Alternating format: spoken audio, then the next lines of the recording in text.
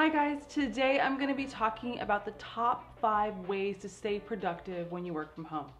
There can be a ton of distractions when you work from home, right? From your kids to your pets to sometimes I feel like I need to put things away, like put things away in the dishwasher and things like that, or clean dishes and that sort of thing. So there's always something to distract you. So I came up with these 5 tips to kind of help you weed out those distractions. All right. So the first thing that we're going to talk about is setting a schedule. And it's set a schedule, sort of.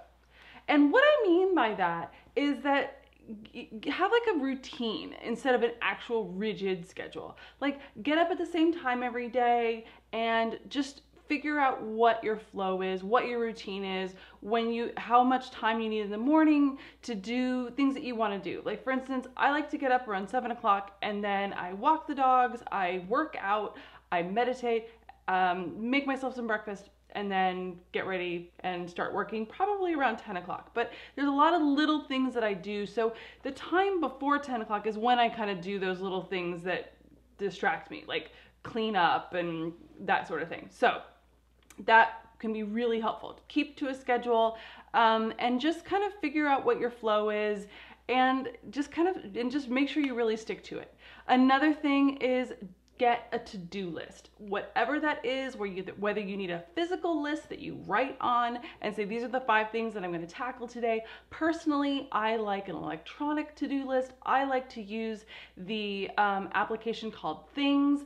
I have a Mac and they have a version for your Mac, a version for your iPad, and a version for your iPhone. So really whatever I'm working on, I have it and I can check it off. They have projects and then you can put activities underneath them. It's fantastic. It's what I use to kind of sort things for my blog and for my other business and even for my daily life, things that I want to do on the weekend, things like that. It's fantastic. So the next thing I'm going to talk about is decluttering your space for more productivity. So a couple of years ago, I did a video and a blog talking about how I kind of decluttered my desk space. I think that's so important to have this space that's free of clutter because I find that I feel really stressed out and anxious, and they've actually done studies that have shown this. It leads to anxiety and depression.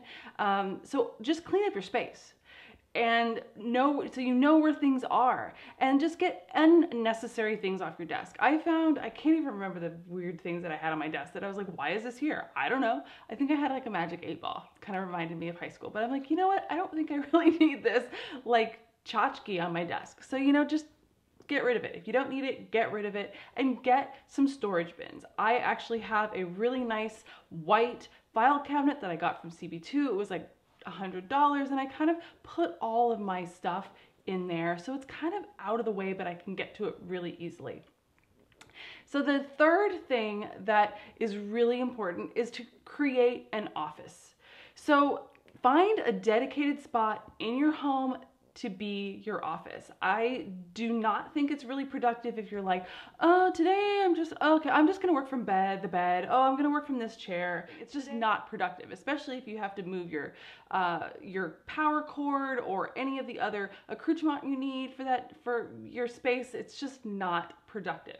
Just find one space where everything can be set up. I know that I have external monitors that I hook everything up to. I also have a hard drive that has extra stuff like these videos stored on it and things like that. So just find a space, stick to it. Another thing that's an interesting thing that I didn't realize is do not set up your office in your bedroom. I was having a lot of stress when I would be working, and I didn't really realize what it was stemming from, and then I got an outside counsel to kind of help me and figure it out. And basically it was because my office space was in the bedroom and I was just constantly stressed because I felt like I was always working because I was always really just in the bedroom. I would get up, I would shower, get ready, and then I would go to my office, but it was in the bedroom. Like I never left. I felt like the walls of my bedroom were just, like a prison confining me. So even if you just go into your living room, if you don't have that much space, just get out of one room and move to another room. It will totally clear your mind, and it just kind of, it's just a break, and you actually are like, oh, I'm going to the office right now. Great tip. The next thing is turn off social media. So if you follow me on social media, which you're probably watching this on social media, oh wait, yes, you are, you know that I'm on social media, but I don't think you need to be turning on Instagram or checking how many views you have on your video on YouTube and that kind of thing every hour on the hour. It's not productive, and it is a time suck. And if you're like me, you occasionally go to Instagram and you look at the Explore tab, and all of a sudden an hour of your day is gone. You went down the Instagram rabbit hole and you can't get that hour back. So don't do it. My day starts at 10 a.m. I'll take maybe 10 to 10:30, look at all the social channels, see how they're doing, see what I need to do, queue up the post for the day, and then I kind of view it at the end of the day. Other than that, I shut it down. I don't deal with it. All right, then we're gonna do number 5, and it's basically just get up and move. So I learned this a long time ago. It's one of my first jobs. I was working and living in Midtown Manhattan. And I had this job, and the hours were 9:30 to 5:30. It was just really it was the most boring job I've ever had in my life. But it just, I hated it. And so I had this friend named Patrick, and he kind of also felt so stressed, like having to stay and work from 9:30 to 5:30. We're just like, why? That last 30 minutes was just excruciating. You wanted to leave at 5 so bad. So we started a thing where we would always take a lunch, even if it was cold outside because it was New York, and we would always go on a walk at 4:30 every day. So the office was on 3rd Avenue between 51st and 52nd, and there is this really cool little waterfall park on 51st between 2nd and 3rd. And sometimes we would just walk down there and kind of chill out, hang, find out what the other one was working on, and then we just walk back, or we just do a loop around the block. It was amazing how just the fresh air, even though it is New York, you would just feel better, and you were like, okay, I can now tackle that last 45 minutes of work, and it doesn't feel so bad. So sometimes you just need to get up and move and stretch your legs, stretch. Sometimes even sitting in your chair and just kind of stretching, that can feel good. So that is just one of the biggest things that I think is so important. Get up and move, and it's super easy.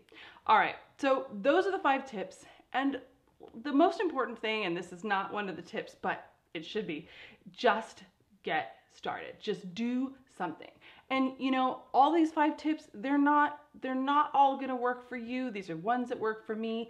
Tweak them as you need to, and you might fall off the wagon. You might not stick with your routine for a week or whatever it is. It's fine. Just get back on it and keep going.